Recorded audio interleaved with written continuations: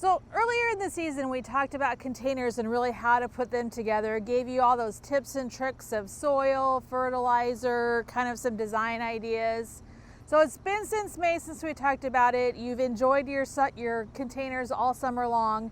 And now we're moving into fall, and you don't have to put those containers away. You can actually continue to use them.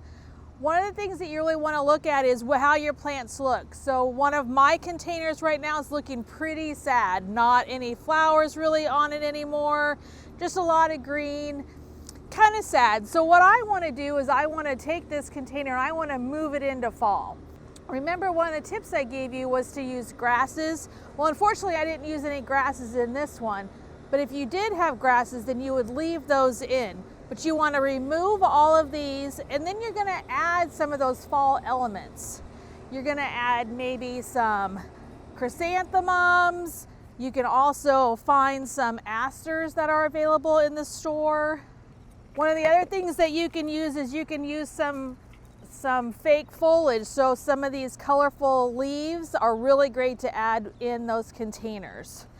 You can also find some sticks or some twigs that you've been kind of pruning throughout the summer, and you can add those for some height and some dimension in your container also. You can also take those twigs and you can spray paint them with a little bit of spray paint, or if you're really thinking about it and moving from fall into winter, you can go get some of that kind of fake snow and spray and make that colorful also. You can also add some fall components as some little people or sticks or pumpkins or straw bales. So remember, we talked about all the great things about containers. Well, don't end containers just in the summer. Move them into the fall and really even move them into winter. So enjoy your containers for the whole season long.